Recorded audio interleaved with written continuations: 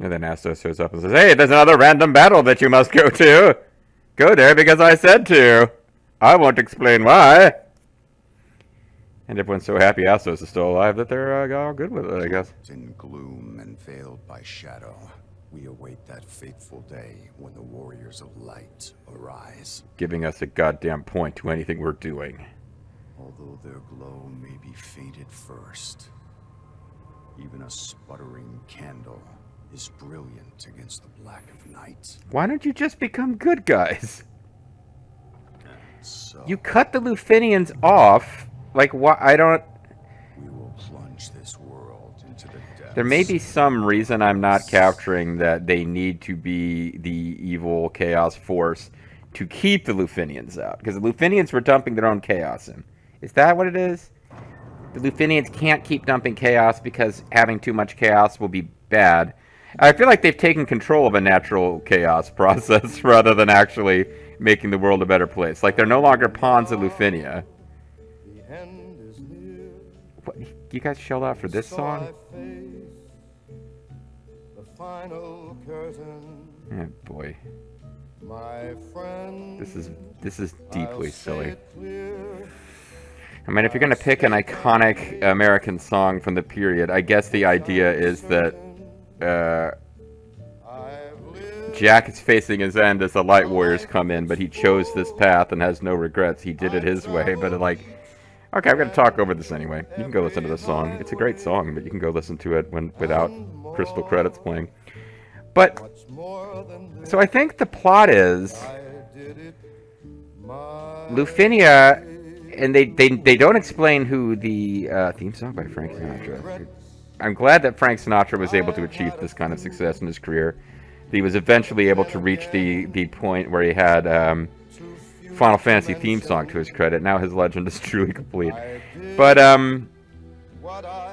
hold on, one second. So I think the plot is that Lufinia and Cornelia were two human nations at war, and the Lufinians. It's never explained who they are. I thought it was going to be really key to understanding the story, but they just don't explain it at all. There is a mysterious partner that the Lufinians gain communication with, which may be part of some creator like, what if Final Fantasy was all part of one multiverse bullshit that I don't care about at all. Might be like linked into the Dissidia games or something. I don't care. I need this game to stand on its own.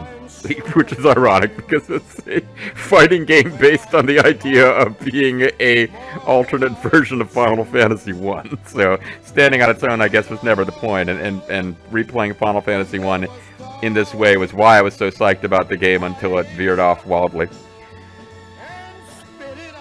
And I will say, it's kind of like the crystals break and then blood's like, it's silly, but it's kind of fun. Like I do enjoy the. I think I have to acknowledge that I'm kind of enjoying the juxtaposition of Frank Sinatra against a fucking Final Fantasy, goofy, over the top. Look how deep our story is ending. But yeah, the Lufinians, they got in touch with some ill-defined. Non-human, I guess we're not exactly what you'd call human. Some ill-defined non-human partners that are helping the Lufinians, like, they're building a high-tech home in another dimension, and they're somehow this is only really coming together at the very end for me. They're making a utopia for themselves because good and evil are like carbon dioxide and oxygen, guys. They, creatures, you might put one out, but you need the other to live, and you have to keep them in balance, and you can't have too much. Like, it's bad for humans if there's too much oxygen in an environment and there's no plants, right? So Final Fantasy does weird stuff with the nature of what they think evil or darkness or chaos is. Final Fantasy 13 had this probably more interesting thing where chaos was like part of human hearts, and it wasn't intrinsically bad, but it is the same thing, like, in heavy concentration, it's bad. They definitely have this thing in the more recent Final Fantasy games where people who are trying to eliminate chaos are making this weird ordered world that isn't good and doesn't have free will or whatever. So Lufinians are weird, stoic. I guess they were humans. Maybe they're not humans anymore. Jack calls them false gods. I don't think they want to be worshipped as gods. They don't want the Cornelian people to even know they exist. And we never really determined that there are cities other than Cornelia, other than Provoca, which is a town that is threatened by pirates. Like, other cities aren't really a thing. This becomes a world where there's Cornelia and a bunch of just wilderness with monsters in it. But, Lufinia, with its weird, strange, never-defined alien partners, are making a world in another dimension that is an ideal world for them because they're taking the chaos that comes out of their world and they're somehow dumping it into the dimension they used to come from where Cornelians still live. And to do this is, in order for this to work, they have this weird... I think it's implied that they're still connected and they're trying to break the connection. But even that's what I thought was going on for most of the game. But now it's like, wait, English adaptation by Paul Anka. Wait, what? You mean I Did It My Way was originally a Japanese song?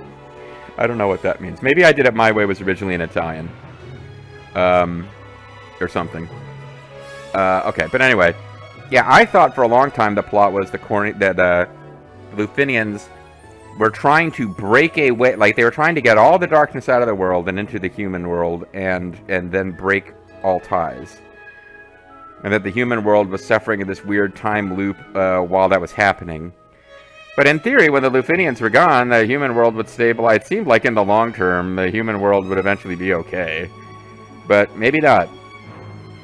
Then at the end, it seemed like the Lufinians were using the Cornelians' planet as a dumping ground for all the darkness and chaos, like negative mystical karma energies, to make their own perfect world. And what Jack was doing was he was going to take over as being like the guy who runs evil for the Cornelians' world. And the Cornelians had set up their own Darkness Manifest guy. I think the final boss was what the Cornelians were going to use as their agent of chaos that was inevitably supposed to be defeated by the good guys, by the Light Warriors, but then it would all reset. And they would keep doing it. Like, they were pouring their darkness into this thing called Darkness Manifest. That makes me not know who the hell the strangers even were, because they weren't the Light Warriors. Apparently in previous iterations they had died before getting to this point. So, like, the Light Warriors rise anyway? I guess the strangers were supposed to be the Light Warriors. Okay, I think I'm figuring it out as I blather on. The Lufinians are pouring darkness into the world of Cornelia and making darkness manifest, and then they wipe the memories of Lufinians and a couple of Lufinians who are sent back to defeat Darkness Manifest, and then it all gets reset. So the game of Final Fantasy, the normal Final Fantasy game, is an ever-repeating cycle where they have to reset time in this Cornelia world so that they can, you know, as darkness builds up in their world, they reset and make a new chaos, and then they send new Light Wars to fight it. And the reason that chaos has to be defeated in the new world... Okay, this is actually making a weird kind of Final Fantasy sense. Chaos has to be defeated eventually, because if chaos overflows in Cornelia's world, and Cornelia is still connected to Lufin somehow, and Lufin, I think, wants this connection so that they can dump darkness into Cornelia.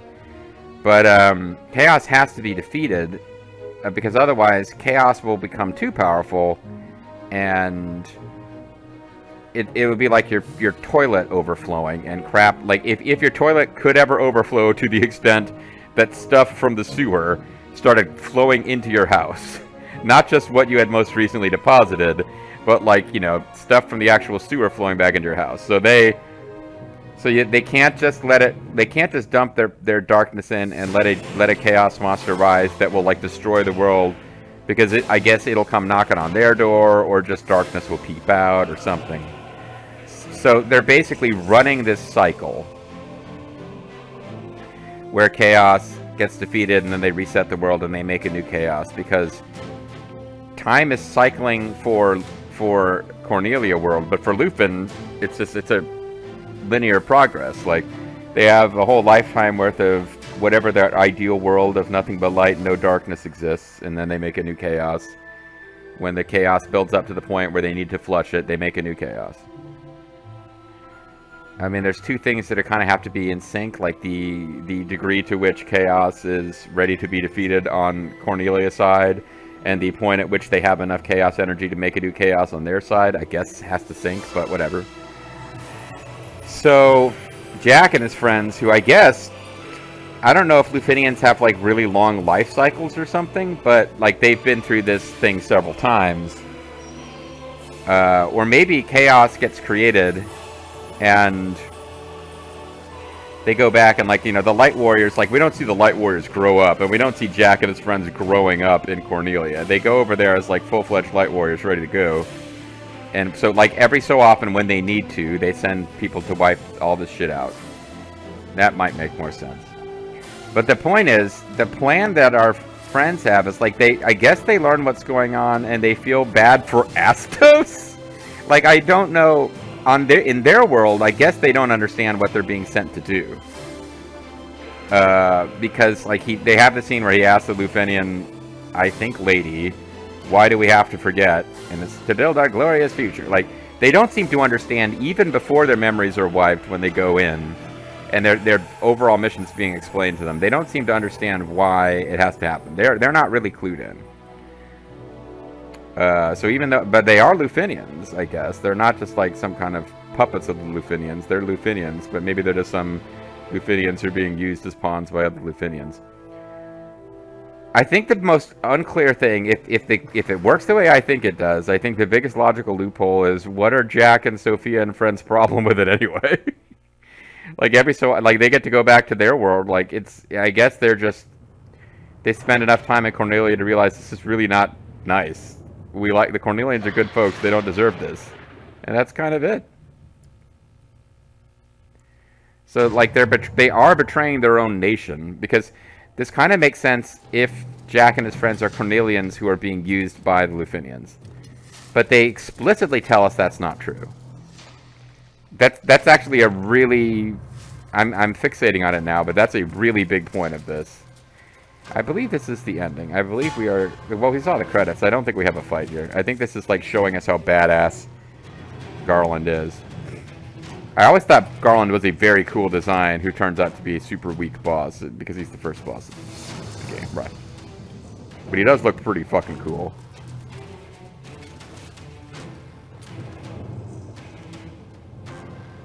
I'm just kind of enjoying it now. But no, the story makes a shit ton of sense if, like, the greatest warriors of Cornelia, maybe at the end of their big war with Lufin, the best of the Cornelian warriors are captured, are convinced they're Lufinians. I'm kind of like retconning it for myself. They really are from Cornelia. They're told they're from Lufin. I like that the actual, like, weird crystal mechanic from in-game is being used in the cinematics. Because it is pretty dark and evil looking, even when we were supposed to be the good guy.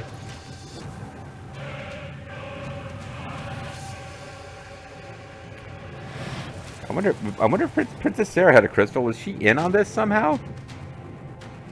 That's not clear either. But no, if Jack and the rest of the operatives or the strangers or whatever they're called are actually Cornelians who are being used, just, you know, get out of the way. That's actually kind of adorable. He freezes and Garland just walks right past him. Jack, I mean. Yeah, the story makes a lot of sense if you just tweak it and say they really are from Cornelia and the Lufinians were using them this whole time. Because otherwise they're just Lufinians who are like... They got a conscience about the whole thing, but they're also betraying their own, like, thoroughly betraying their own kind to stop this time loop, which is like, well... I mean, everyone comes back to life at the end. How much does it matter if they get violently murdered every so often by chaos? I don't know.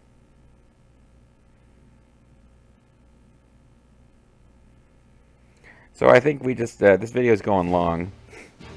Lionheart Sword. Oh, cool. It's a Dark Knight Sword. And Anima Shard ×2. Fantastic. Following side missions have been unlocked. The Ebon Memories. The Soul Seeker. Following side mission has been unlocked. That memories the warrior. Chaos difficulty has been unlocked. Cyclic warrior has been unlocked. Warriors of light equipment obtained as a completion reward. Cyclic warriors. Wield the power of chaos. The cyclic warrior can hold R2 to access the soul of chaos ability. Though it will reduce your maximum MP, you can channel it into one of 4 terrifying attacks based on the direction you input. Inferno Earthquake. The choice is you. Okay, so you're basically, it's a style that's supposed to make you feel like the boss that you fought. Changing appearance. Changing Astos' appearance. You can now use the change appearance feature with Astos. Select change appearance for the party edit to change his appearance. What? New chapter added prologue. A light in the dark. Once there was a group of warriors who fell before the darkness and gave themselves over to chaos. This is the story of what came next. Lufinian rule is over. Chaos now reigns, and the once empty world is choked with shadow. Jack and his allies traverse time through endless cycles in search of a ray of hope. A light strong enough to banish despair and sunder the dark shackles that bind it to infinity. Only then can the meddling of Lufinia be ended once and for all. So I think this is a light in the dark prologue. Okay, so the DLC, it would appear, is because our friends came back the very next day. Yeah, like our friends came back. Like after we did what we needed to do, they were somehow magically back because we were somehow 2,000 years in the past. None of that's really cleared up for us, but whatever. So it does appear that the DLC is. It would have to be written in a way where it makes sense for you to play it already knowing what the main story is. So it looks like it is something that is set before the Light Warriors show up, but after we've become the Fiends somehow, where we are looking for... I don't know. I guess we'll have to play it and find out what's going on. I was just about to say, if this goes too much longer, I could just let it... Ooh. Evan Memories the Warrior. Our equipment level is too low. Same goes for the Soul Seeker, which is going to give us Anima Crystal. Yeah, it turns into a... And I kind of knew this was coming from what little I read about the DLC, where I was wondering whether I was going to bother to get it. And then I found out there was a story component, so I decided to go for it. But it turns into a... It's like the Neo and Wolong games turn into too. It's like, okay, now there's like 8 different... Like, there's like 9 different levels of higher difficulty where you can just like... You can get better loot drops and better... It's like playing Diablo or something. Like, we just can keep ramping up the difficulty, but also giving you better gear if you want to grind for even better gear and blah, blah. And I don't know how much I would care, but I did want to...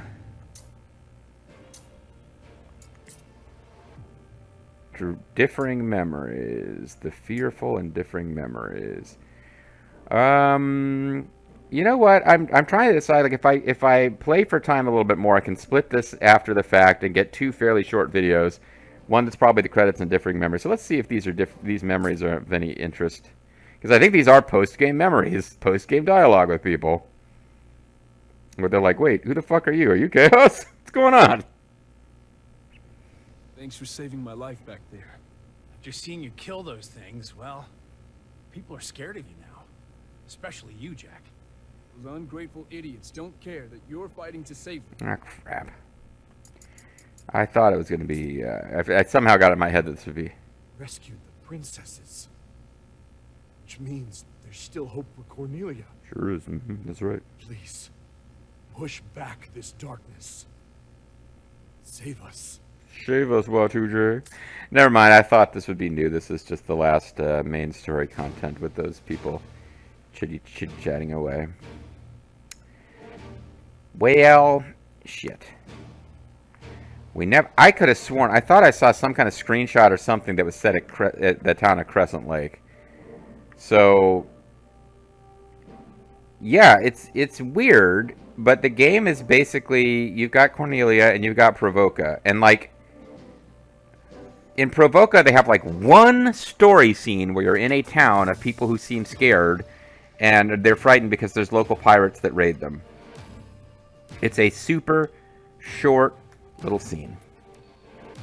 And later in the story, when the people of Cornelia need to flee, it's referenced, hey, they could go to Provoca. It's not too far. There's good land there they could farm. They could be safe. Now, in retrospect, it's like, okay, if there was just a pirate cove at a place called Provoca that would raid Cornelia, like just an outlaw settlement, I think we would be grand.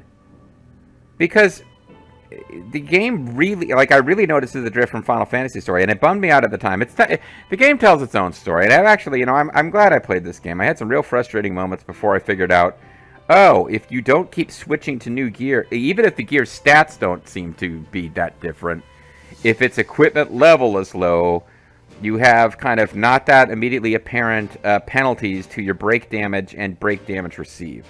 Once I got past that, and the boss fights got a little bit more like, this is probably how difficult it's supposed to feel, then I was good, and I didn't end up exploring a lot of the jobs, but, so it was very silly that I felt compelled to level them up, and I barely ever used any of them, but,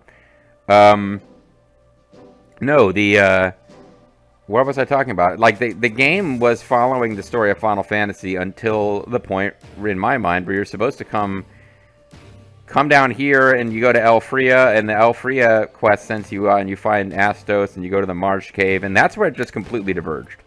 And what became apparent after that is that nothing that involved going to any other human settlement happened. The Mirage Tower pops up, like the Western Keep is where Astos is hanging out. The Mirage Tower is connected to, or it's the Crystal Mirage, I guess. It just pops up over here, and it teleports you to places around the world, and you never go to any of the towns that are here. Like, this entire continent, which is where Lufin actually is. Not to mention, at least one other town. You get the whole desert here. Here's where the real Mirage Tower is. I don't know why I'm explaining the geography of Final Fantasy 1 to you. But, like, you never come up here at all. Because this was associated with wind back in I always did think it was cool in Final Fantasy 1 how you had these 4 different corners where the different elemental crystals actually were, and they were all flowing into the Chaos Shrine, which is actually at the center of the planet geographically. But the zero longitude is a thing that makes sense because the Earth turns on an axis. Zero latitude is just kind of just figure out where you're measuring from, and that's where you're measuring from. But and now I'm vamping because I think I am going to split this after the fact. But no, this whole, if they had just gotten rid of Provoca or found a different way to do that, oh, there's these pirates that are outside of Cornelia, but obviously, like, Cornelia is the only city. Like, what a weird disconnect. The entire game is about Cornelia, except that there's a couple of people over here. Every place else where there would be people disappears. There's never reference to anyone being at these places. And I think we're finding out that this game is set before Final Fantasy, and that things play out differently. Like Jack and his friends guide the world along a different path. So maybe maybe after this, people start settling these other places. But yeah, there's all these other towns that just don't happen. I don't know. It's weird. But no, the big story disconnect in this game for me is the whole story makes, in a weird fantasy sort of way, it just makes a lot of sense if Jack and his friends are in this other life where they have the memories, are told they're Lufinians, but they're really from Cornelia. And that at some point they figure this out. Rather than just, I mean, I guess it could make sense that they, over time, they identify with Cornelia. I'm probably overthinking it. Anyway, folks, we are done. Hopefully, wherever I split this, I can find a way to split it, because I'm gonna split this after the fact, unless it just turns out that. Well, no, I'll find a place to split it, even if one of the videos is like 18 minutes and the other one is like 30 minutes. Like, I'm gonna split this most recent video for me in half and try to make one of them the credits and the ending, and the other one end at about the time I beat that final boss. So you may have just finished watching a pretty short video. I don't know. When we come back next time, I do intend to do the story DLC.